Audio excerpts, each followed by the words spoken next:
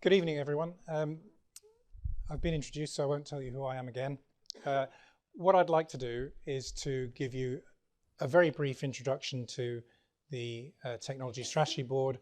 As some of you may have already come across it. Actually, it's a matter of interest. Who in the room, if you could wave a hand in the air, has heard of the Technology Strategy Board? Fantastic. That's absolutely brilliant. That's about twice as many as normally raise their hands. And how many have had some sort of engagement with the Technology Strategy Board? Likewise, that's fantastic. Thank you. Some of you will know this, but for those who don't, the Technology Strategy Board was set up in 2007. There was an older version of the Technology Strategy Board, which literally was about a dozen people sitting around a big mahogany table in the Department of Trade and Industry, but in its current form, it started in 2007. I won't read through the slides. You can see there what our main task is.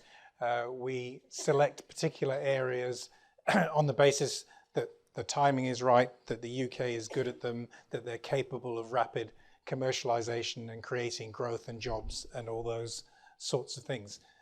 We work across a very wide community of industry and academia, and most of the people, myself included, who currently work for the Technology Strategy Board have come from a background. Yes, most of us come from a business background, myself included, although we do have some career civil servants to guide us through our connections into government and treasury and so on. You can see the numbers, and we're responsible for investing around about £300 million a year across a wide spectrum of technologies and industries. I'm going to highlight 4 documents here. The two on the right-hand side, SBRI and SMART, are the topics that I'm going to talk about later, so I'll come to those. And incidentally, before I forget, there are hard copies of these brochures available for anyone who'd like some afterwards, and they're also available on the website, as it says there. The first document, top left, gives you our 3-year strategy, concept to commercialization, which is all about joining up those two ends of the innovation, research and development spectrum, and as well as running our own programs, also seeking to provide a roadmap and guidance for people who are trying to navigate their way through what is quite a cluttered and not clearly mapped out landscape. The second document, the delivery plan, that's this year's delivery plan. There's obviously a one in production for next year. Tells you, if you like, the tactical approach that we're going to take for the next 12 months. So between those two documents, and then neither of them very long documents, you'll get a clear picture of what we do in overall terms and the areas that we've earmarked for investment and programs of innovation.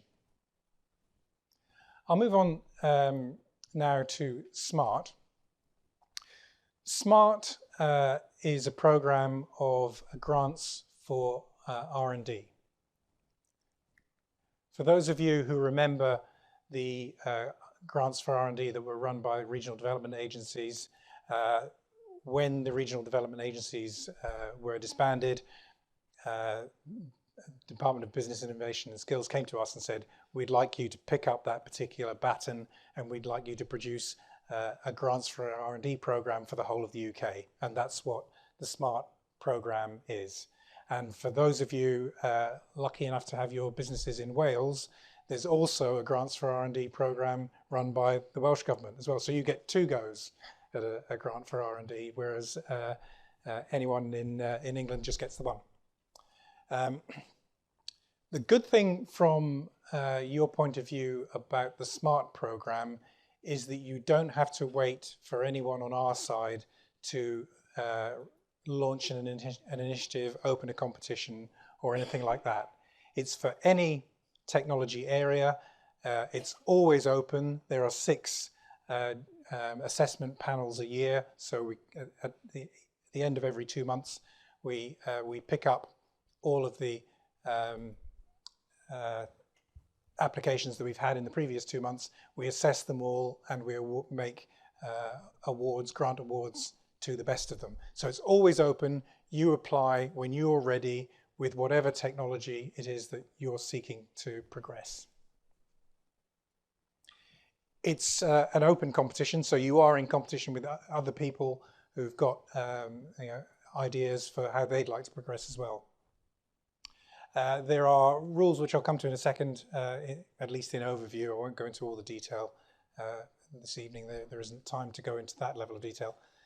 But there are rules about the level of funding that we can go to, but depending on what size, type of company you are, what stage you are in development, there's up to 60% of project funding, grant funding available, and it obviously requires match funding for the balance. And we use, this is have I said it's already, it's an SME only program? I think I probably haven't, but it's an SME only program, so it's for SMEs as defined by the typical EU 250 employees, £50 million parameters. There are the three types of grant that are available: proof of market, proof of concept, and development of prototype. And in the booklet and on our website, you'll see the detailed rules for how much is available for you, being the type of company you are and being at the stage that you're at, in terms of what you can use it for. And you can see some of the main headings there: feasibility studies, market research, protection of your IP, and various other activities that would fall under the umbrella of a SMART award. Moving swiftly on, I'm going to come on to SBRI, which is what I do day in, day out. This is my day job. SBRI is a program that it attempts to use the spend that government departments and other public sector bodies have, the spending power they have for innovation, for research and development, and using it to run competitions to solve intractable problems, and in the process provide contract funding for companies who have good innovative ideas. Unlike SMART, the timing is down to the government department or other public sector body that is sponsoring the competition. So you have to keep an eye out for the right competition coming along that suits your particular technology or your idea. Always the first step in an SBRI competition is to turn the problem into a clear statement of need. And probably the easiest way to illustrate it is with an example. And I'm going to use an example from a Ministry of Defence competition, because I think it's got some really clear indicators in it.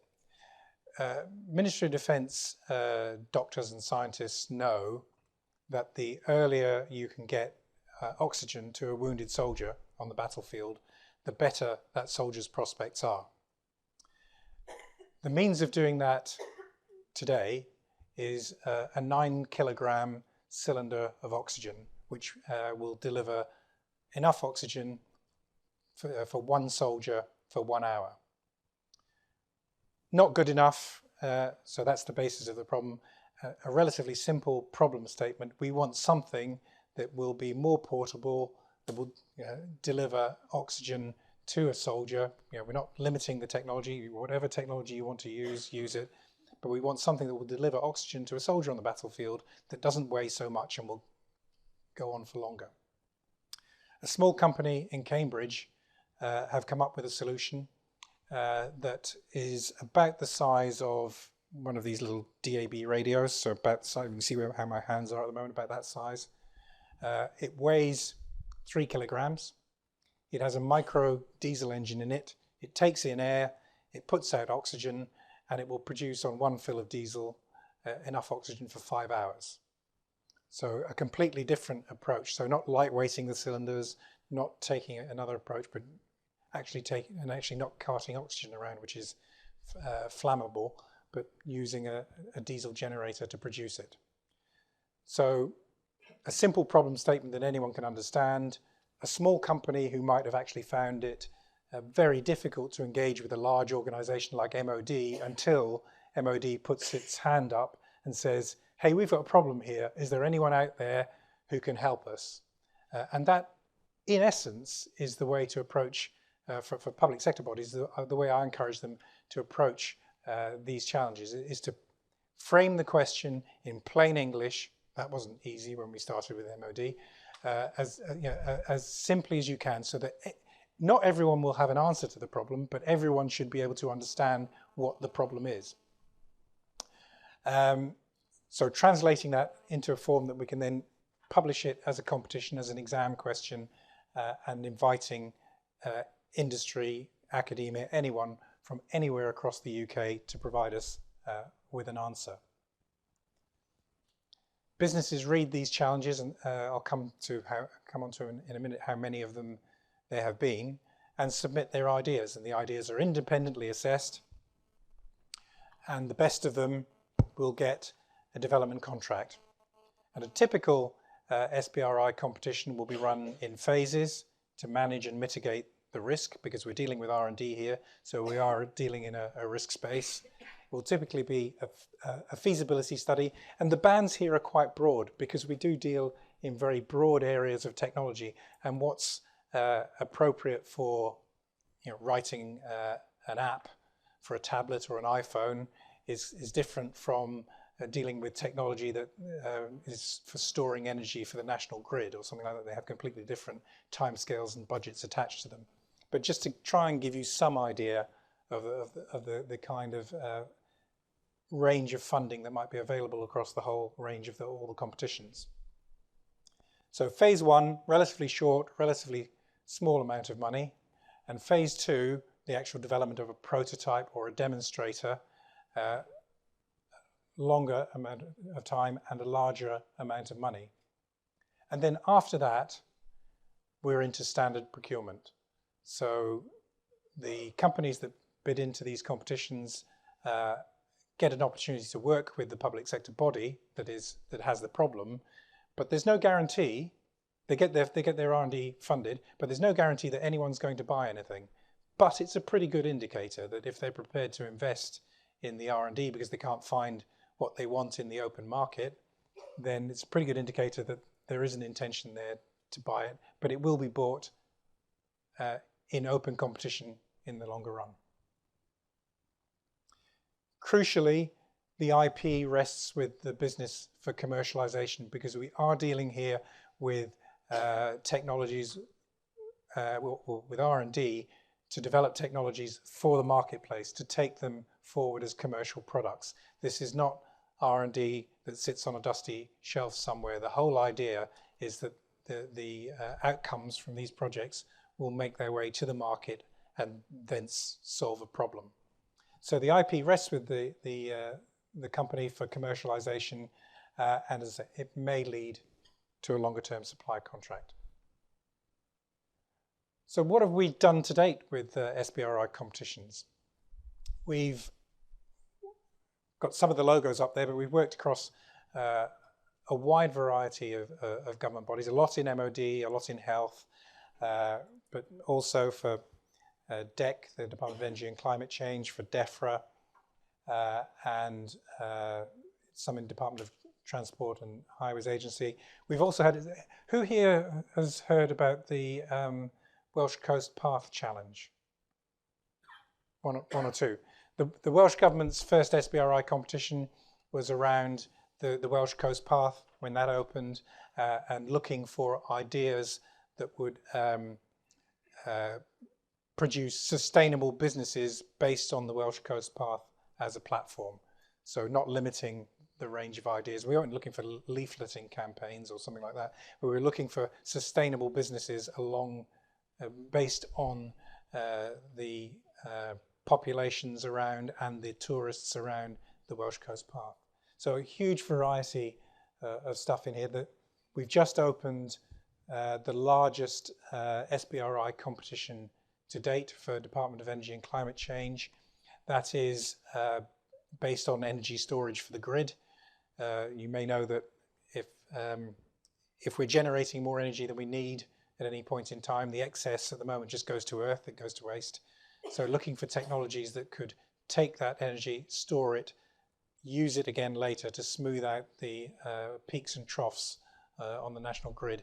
It's probably not as much of a problem as when I was more engaged in these things, but firing up a coal power station if you need extra capacity at short notice is a big problem, because it takes some time to do. So smoothing out these peaks and troughs. The smallest SBRI competition, on the other hand, that we've ever run was one for the Northern Ireland Tourist Board, who wanted some apps that they could give away cheaply or free to people coming to Northern Ireland, and would help them get more out of their visit and be able to plan for whatever's happening in terms of weather and time of year and so on. So there is a vast range of stuff in there, and let's say 115 competitions, for over 4,000 applications, over 1,000 contracts. You can do the rough arithmetic there in terms of what the average success rate across all of those competitions are. So it is quite a good success rate in terms of application, contracts to applications. It is something worth looking out for, and if you are operating in an R&D space in a technology industry, it's something that might help to move your business forward. One of the things that we hear from applicants, and Brian may or may not be mentioning this later, we haven't conferred on it, but as well as the money, which tends to suit small businesses, there's no match funding required.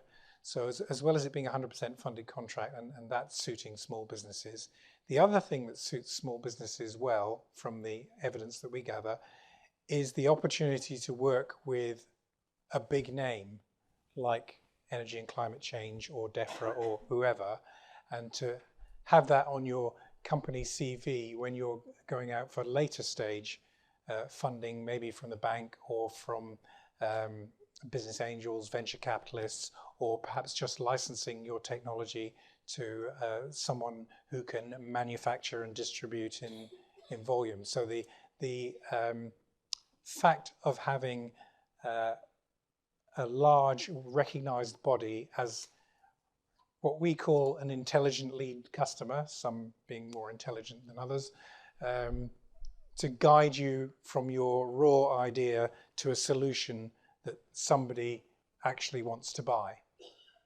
And that's an important feature of SBRI. And at that stage, I think I've more or less said, doubtless I've created more questions than I've given answers, but there's an opportunity at the end to ask questions. But, oh, sorry, I'd forgotten about this. An advert, a short advert. Who's heard about knowledge transfer networks? Oh, that's pretty good, pretty good. Any people here signed up for the knowledge transfer networks? Not so good. We fund the running of these. It's actually all in one big website called Connect. So you can join once and it's free.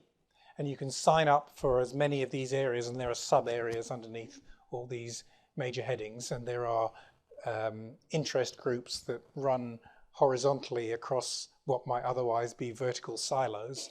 And there's about 60,000 members. So whether you want to find somebody who's looking for your particular skills, or whether you need some skills and you're looking for somebody to partner with, it's a good source of information about competitions and everything else that the Technology Strategy Board does for a start. But it's also a good way of finding people that you might want to partner with to plan your way forward. As I say, it's free, and I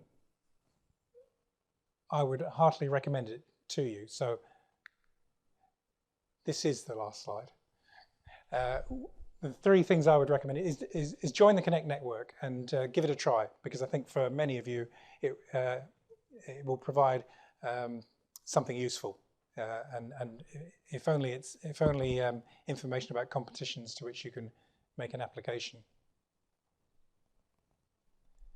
And also, if you have a look around our website and you have a look around the Connect network and you have some thoughts, please share them with us, because the only way that it will get better is if we find out what does and doesn't work for all of you guys.